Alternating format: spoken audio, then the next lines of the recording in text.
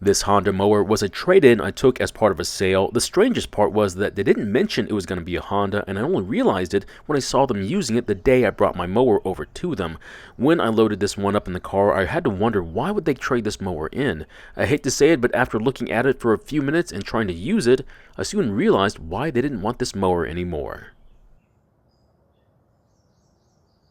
In today's video, we look at this Honda mower, and the problem is that I have to find out why they traded this mower in. If you didn't know, I'm a huge Honda fan, but I'm also aware they're not indestructible either. Besides, if I plan on selling this mower, I need to be able to fix whatever issues that it has, and boy, does it have some issues.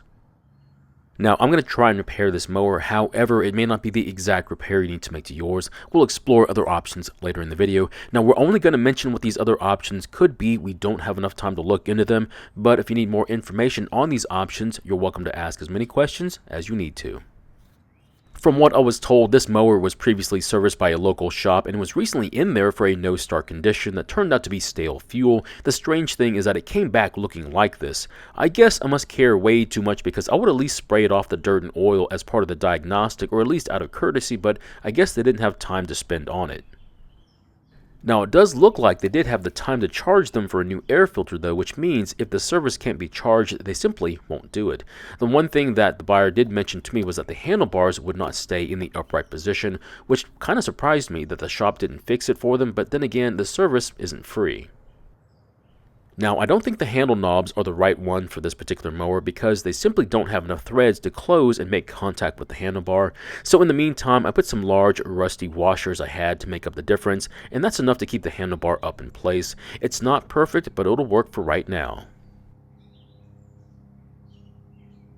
Now, this is not an issue, but this is a complaint. The brake handle is really squeaky when using it, and it also includes the self-propel handle as well, which for some reason won't return to its normal position, instead staying wherever you put it. However, after taking a closer look, I soon realized the self-propel cable isn't even attached to it. It looks like the spring may have bent, and that's why it won't stay attached. Now, with the cable not attached, that obviously means the self-propel isn't working, so I have to wonder if the cable is stuck, and that's why it won't work. But after pulling on the cable, it does move and sort of returns, but it's not moving freely, so we may have to work on that later on. The other issue is that the speed selector isn't moving very well either. I think it's in second or third gear, so we might have to fix this later on. There's also a lot of oil staining on the side of the mower from past oil changes. The weird part is that the seller doesn't do their own maintenance, which means this has to be from the previous owner. I'd like to get rid of this stain if possible, but I've never had to deal with it before. If you know of a way to get rid of it, I'd like to hear about it. The next thing I want to do is try and start it and see how it runs. Now, I know it works because I saw them using it. However, I haven't tried using it myself. For those of you who don't know, the fuel shutoff can be in the off position just so long as there's fuel in the carb.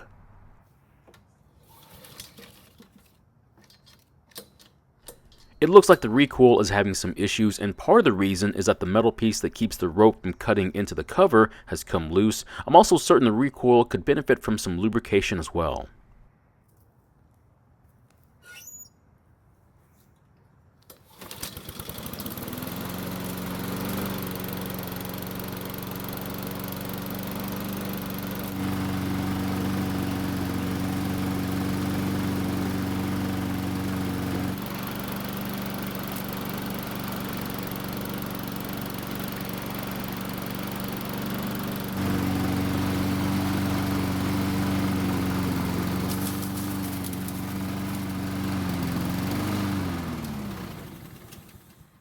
So I almost ran out of fuel there, but I got it to run long enough to figure out that it does run fine, and more importantly, that the self-propel does work. It just requires some force to pull on the cable. I'm not sure if the cable is the issue or if it's the transmission, but it would be nice to get it working again. After tilting the mower on its side with the carb facing towards the sky, I'm going to inspect the underside of the mower, and surprisingly it looks pretty good. There are a few small gouges on the blade, but nothing terrible. It's also fairly clean as well, which I did not expect, and for once I don't feel like cleaning it. Instead, I'm going to clean the dirty part of the engine and see if we have a leak in this area, which would explain why it's so dirty. So what are my plans for this mower? Well, more than likely I'm going to sell it or possibly even give it away for free, depending upon how I feel, but I need to make sure it works like it should and doesn't have any issues with it. So why would I care about how it works if I'm just going to give it away? Well, I'd feel kind of bad if I gave something away that had some sort of issue with it. It's not a liability thing, it's just a personal thing, and I guess it's a bit of pride as well, but don't tell anyone. Now, I've seen plenty of Honda engines with a lot of dirt on this part of the engine, but this one is really bad, and I need to check to make sure the governor arm is not leaking oil, otherwise you risk damaging the engine, and that's obviously a serious issue. Now, it's not perfect, and that's fine. I just need it clean enough to spot any oil leaks, and this bit of cleaning will do just fine. While I have the sprayer out, I might as well clean the rest of the engine and mower as well. Is it important that I clean the rest of it? Not really, but it would look really weird if I only cleaned half of the engine. Now, I will admit that cleaning stuff that's really dirty can be somewhat relaxing and maybe even therapeutic and definitely satisfying. If you don't think so, give it a try, and if it doesn't make you feel somewhat better, then I'll be the first one to apologize to you.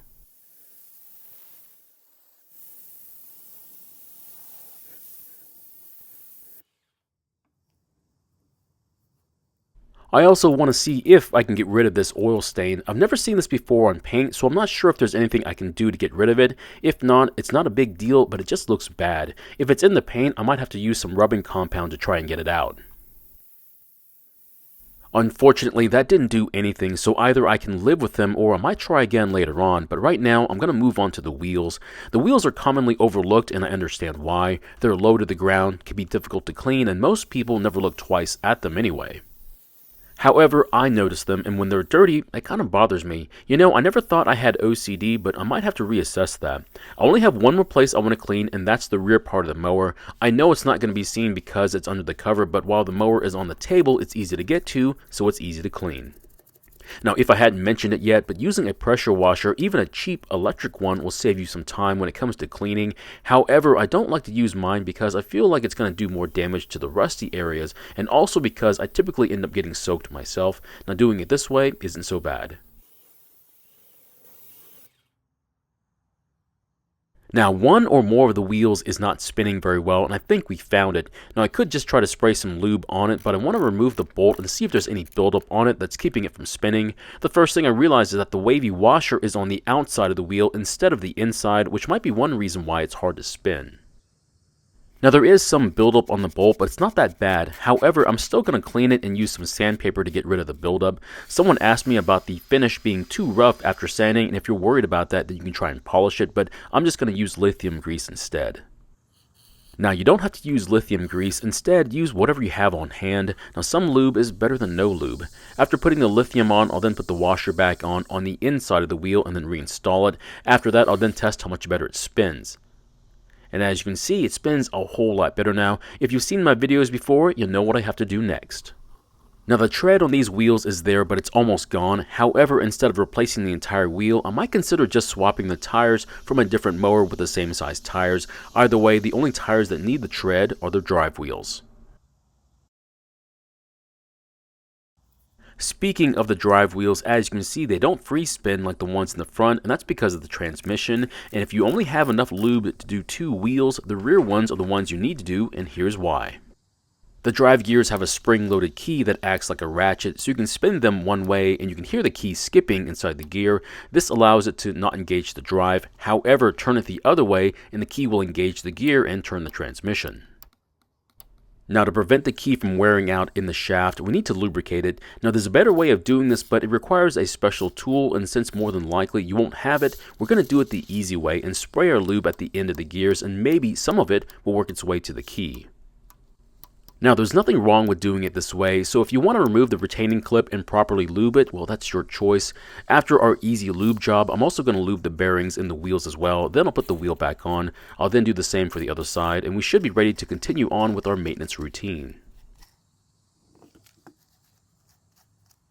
Now, I've gotten comments from some viewers who have said they've never ever lubed anything or even changed the oil, and their mower still runs like the day they got it. If that's you, then congratulations, because I think you're one very lucky individual. If you feel like you don't need to do any preventative maintenance, be at least ready to do some aftercare once something bad does happen.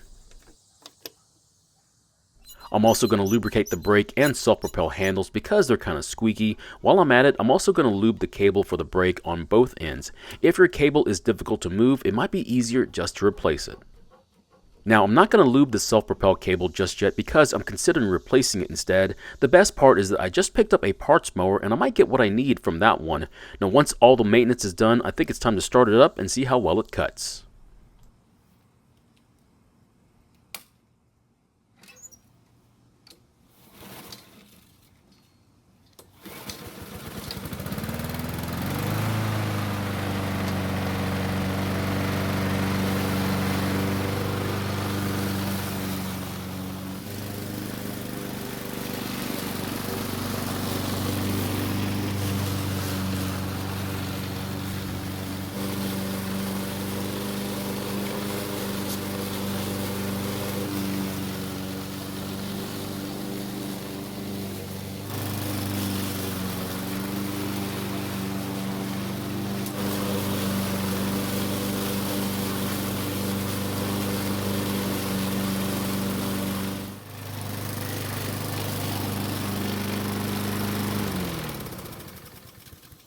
So it starts and runs fairly well, but we definitely need to fix the recoil, either replacing the metal eyelet or just replacing the whole recoil with a new or used one.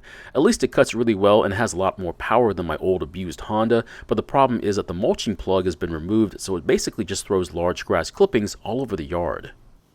Now the clippings are just laying on top of the lawn and it's going to turn brown in a couple of days, so to keep that from happening, I really want to put the mulching plug back in. Hopefully the parts mower has one I can take from it. If not, I'm going to have to make something to keep it from leaving the clippings on top of the lawn.